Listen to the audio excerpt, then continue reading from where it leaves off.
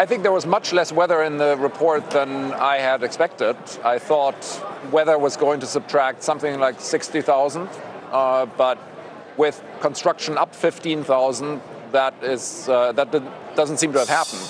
Other than that, I think it was sort of mixed. Some things were good, other things were less good. I think the things that were good, the stability in the labor force participation rate. I think the household survey in general over the last couple of months has looked a little better.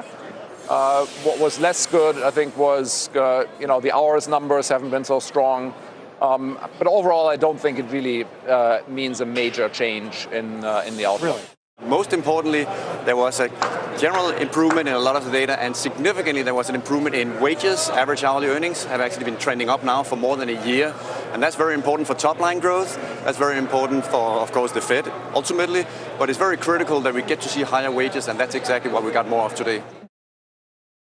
Nobody really knows, but that's the thing about China that bothers us is we don't trust the debt, we don't trust the air quality numbers, the food, the products that they make anymore. And so China itself is cognizant that it has this huge credibility issue. And this is, I believe, the first small step to rectifying that situation. And it'll take many years. And allowing companies to default is only one aspect of it. But I am an optimist. I view this in a very positive light.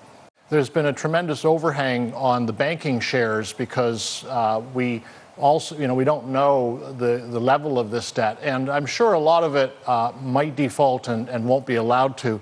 There will be selective defaults as a message to basically put an end to the shadow banking system, and that's a good thing. 175,000 is a very good number. The revisions upward for the previous months were good.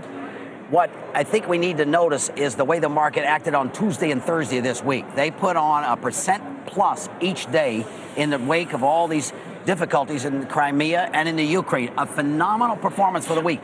So it basically deserves to take a nap. That's what it's doing today. It's resting. Is that what it's doing, Warren? I think so too. Again, you've got a weekend coming up where who knows what might happen, and I think people are just a little cautious going into today. But overall, I think the market reaction this week in the face of what's been out there has been tremendous.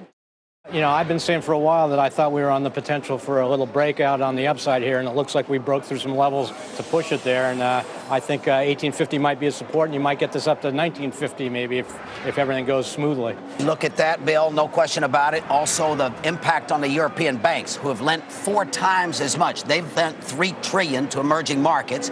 U.S. banks have lent only $750 billion to emerging markets, 1/4 of it.